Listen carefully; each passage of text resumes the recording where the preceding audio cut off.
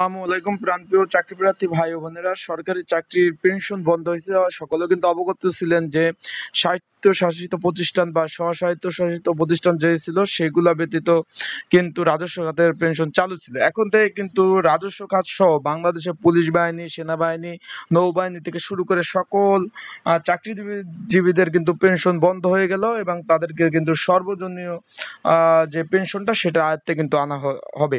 সেই বিষয়ে আলোচনা করবো আজকের ভিডিওতে। চলুন ভিডিওটা শুরু করি। অলরেডি কিন্তু বাজেট ঘোষণা হয়ে গেছে, সেখানে কিন্তু অর্থমন্ত্রী কিন্তু সকল বিষয় কিন্তু খোলাসা করে দিয়েছে। সেখানে কিন্তু বলা হয়েছে যে সরকারি চাকরিতে যোগ দিলেই সরাসরি পেনশন পাওয়ার সুবিধা বন্ধ হয়ে যাচ্ছে। মানে সরকারি চাকরি আগে যে আপনারা যোগ দিলেই মানে চাকরি শেষ হলে 60 বছর শেষ হলে আপনি যে 50 লাখ 30 লাখ যে টাকাটা পাইতেন এককালীন, সেটা কিন্তু বন্ধ হয়ে গেল। আগামী বছরে যারা সরকারি চাকরিতে যোগ দেবেন তাদেরকে সর্বজনীয় পেনশন সুবিধা আয়ত্তে আনা হচ্ছে। মানে এবছরের জুন, এই যে আপনার এটা জুন, মে মাস, জুন মাস, জুলাই থেকে কিন্তু আপনার যে স্বায়ত্তশাসিত প্রতিষ্ঠান সহ যে প্রতিষ্ঠান রয়েছে, স্বশাসিত প্রতিষ্ঠান, সেগুলোর কিন্তু আপনার পেনশন সুবিধা অলরেডি কিন্তু বন্ধ হয়ে গেছে। মানে 1 মাস পরে যারা ঢুকবে তারা পাবে না, কিন্তু রাজস্ব খাত যারা পাইতো তা ছিল তারা কিন্তু পেত, তাদের পেনশন সুবিধাও কিন্তু আগামী বছর থেকে বন্ধ, সেটা কিন্তু বোঝে। বৃহস্পতিবার আগামী অর্থ বছরে বাজেট প্রস্তাবের সময় অর্থমন্ত্রী আবুল কালাম মাহমুদ আলী যে বক্তব্য রেখেছে সেখানে এই বিষয়টি উল্লেখ করেছে। তিনি আগামী অর্থ বছর নয় 2025 সালের জুলাই থেকে এই সব বিধি চালু হবে। মানে 25 সাল থেকে কিন্তু এই সব বিধি সকল বিষয় কিন্তু চালু হবে। যারা রাজস্ব খাতে আছেন তাদের পেনশনটাও কিন্তু বন্ধ হয়ে যাবে। অর্থমন্ত্রী বলেন, সর্বজনীয় পেনশন ব্যবস্থার ফান্ড পরিচালনার ব্যয় সরকার বহন করায় এবং বিনিয়োগ মুনাফা জমাকৃতর মধ্যে বিভাজন হয়, এটি হবে বিশ্বের অন্যতম আকর্ষণীয় পেনশন স্কিম। সে কিন্তু এটা বলেছে।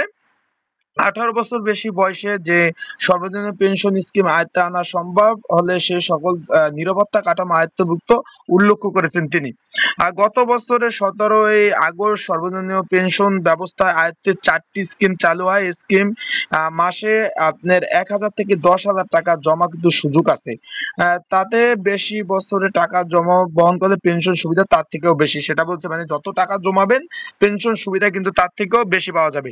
60 বছর বয়সের শেষে পেনশন পাওয়া যাবে এই সুবিধা থাকলে আমৃত্যু, তবে তার মৃত্যুর পরে নমনী পেনশন পাবে তার যে বয়স সর্বোচ্চ 75 হওয়ার পর্যন্ত। তিনি যদি মারা যান, তাদের বয়স 75 হওয়ার পর্যন্ত যে নমনী থাকবে তার বয়স যখন 75 পর্যন্ত হবে সেই পর্যন্ত কিন্তু সে পেনশন সুবিধা পাবে। এর মধ্যে প্রবাসী যে আলাদা তাদের জন্য রয়েছে, তাদের বিষয় তাদেরটা আলাদা, যেহেতু চাকরির বিষয়। প্রগতি স্কিম চালু করা হয়েছে, যেটা প্রগতি সেটা চালু করা হয়েছে বেসরকারি চাকরিজীবীদের জন্য।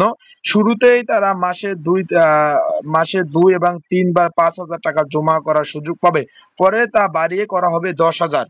যারা বেসরকারি খাতে রয়েছে তাদের। আনুষ্ঠানিক খাতে অর্থ বছরে নিয়মিত নাগরিকদের মধ্যে রয়েছে সুরক্ষা।